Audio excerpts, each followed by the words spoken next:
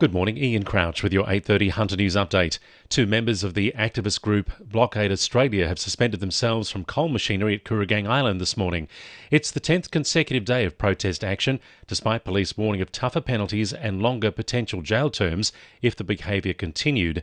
It comes after two other protesters shut down the port last night. Their arrests take the number of people charged over the past 2 weeks to 21.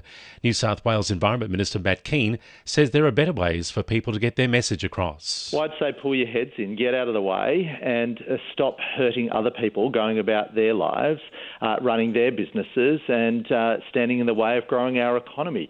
There are plenty of ways to make your views known on this topic or anything else for that matter. Firefighters say they're getting the upper hand on the last remaining pockets of fire burning since Sunday at the Western aluminium plant. They've removed the roof of the building where tons of aluminium dross are stored, dumping dry sand on the still burning material. Ethanol runoff from the site is being contained in a dam and will be pumped off-site for treatment.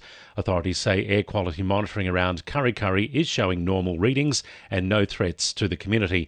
Fire crews hope to have firefighting operations wrapped up by Friday. Maitland has received $400,000 from a state grant program to support community organisations. The money will help improve local services, including the Rotary Club and the Hunter Community Legal Centre. Maitland MP Jenny Aitchison says it will give smaller community groups a leg up. They're ones that are going to make those community groups able to raise funds better. So things like the catering trailer that the Rotary Club of East Maitland is going to get, that will be something that will help them not just in their work but also in helping other community groups. Newcastle University Vice-Chancellor Alex Zielinski will continue in the role for another 5 years after agreeing to a contract extension. Chancellor Paul Jean says renewing Professor Zielinski's contract is key to ensuring the seamless delivery of the university's goals in sustainability, advancement in Indigenous partnerships and nurturing community partnerships essential for the region's growth.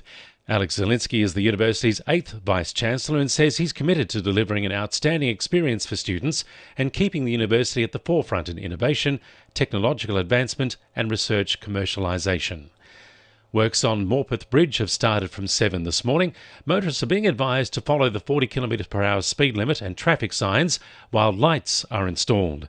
Ash McIntyre from Transport for New South Wales says lane closures will be introduced for a short period. Work will be carried out from 7 a.m. to 5 p.m. on weekdays and is expected to be completed over 5 days.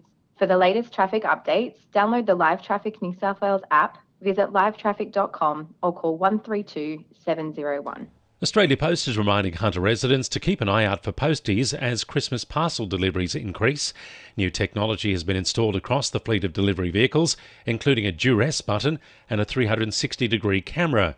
Australia Post's National Head of Network Implementation, Cole Hindle, says despite the new technology, Hunter residents should watch out for posties. It's just keeping an eye out for our motorbikes or the posties on the EDVs, which is the new three-wheel electric delivery vehicle, which Hunter was one of the first areas in the nation to roll it out. The end game there is to ensure that our people go home safe and that we interact with the general community on the road in a safe manner. 2NURFM Sport.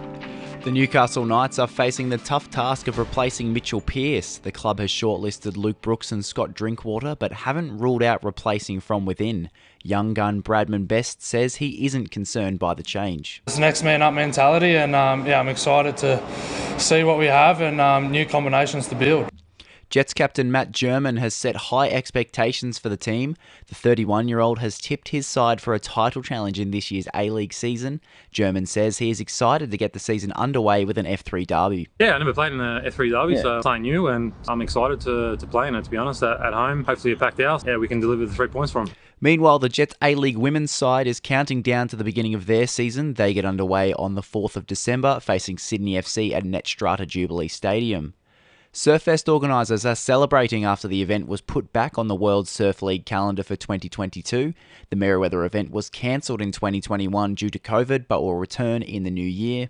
And Newcastle's Sam Bates will become the most capped Sydney Thunder player tonight when she takes on Melbourne Renegades in Mackay. That's sport. I'm Patrick Alderton. And the winning numbers in Oz Lotto are 13, 24, 32, 34, 35, 38 and 39, and the supplementaries are 19 and 8. And now you're up to date with the latest 2NURFM Hunter News.